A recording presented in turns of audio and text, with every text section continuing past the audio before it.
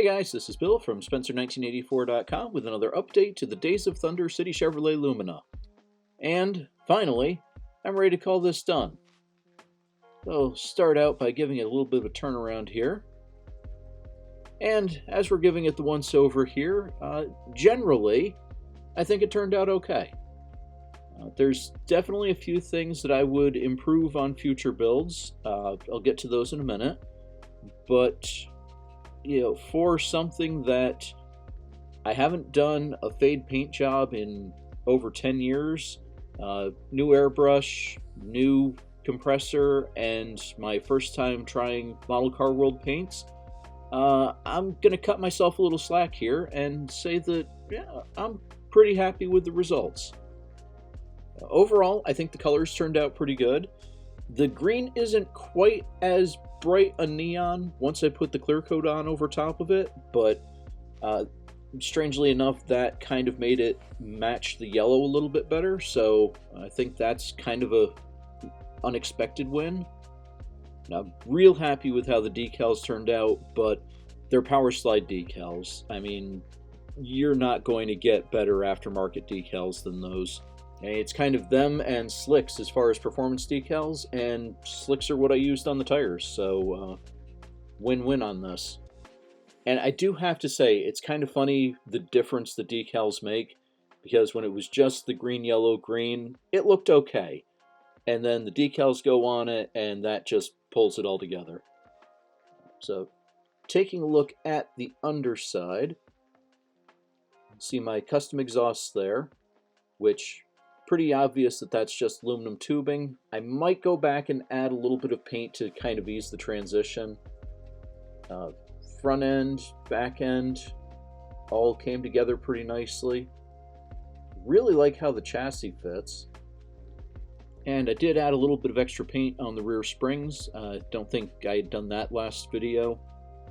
And obviously didn't do a whole lot of weathering. I mean, if I did weathering movie accurate, there wouldn't be a whole lot left of the car. But I did scuff the tires, and I added a little bit of weathering here and there. Like I said, nothing too serious. Under the hood, I think this all turned out not bad. Radiator hose looks a little skinny to me, but it's what came in the kit, so went ahead and used that. Front shocks went on no problem. Got a little bit of a tilt to the air cleaner, so I should go back and fix that. You can see it's a little low on the passenger side. And added a wash to the grills. I think that turned out pretty nice. Did a wash for the Lumina on the front air dam. Taking a closer look at those power slide decals, though, man, those are just really sharp. The only problem I had was that perfect circle down by the rocker. That split on me, but I was able to put the pieces back together. Also, the rear dash should probably be the light gray interior color. It's a screw up on my part, but I'll live with it. So, what else? Oh, right, back corner. So this, seriously, this thing collects dust like nobody's business.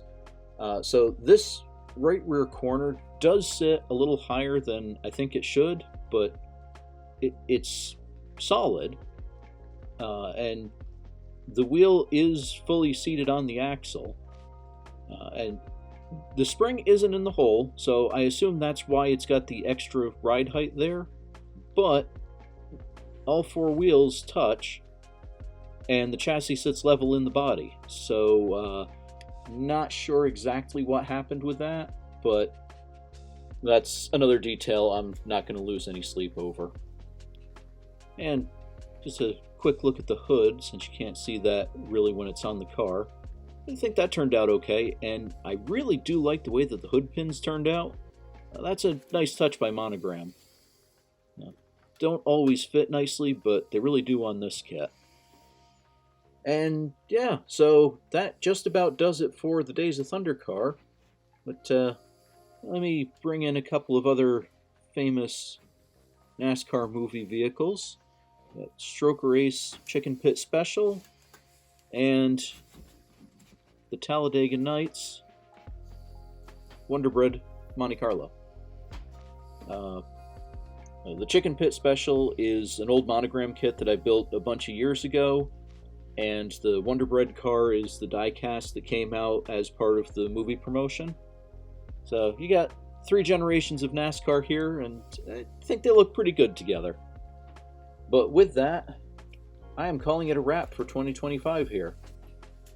I'm going to be posting my year-end recap next week, and that's going to have everything that I worked on here, everything got posted to the site, and there's going to be 1 or 2 that nobody has seen before.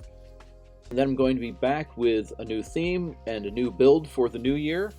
So until then, I hope you all have a great holiday, whatever you celebrate, and thank you very much for watching.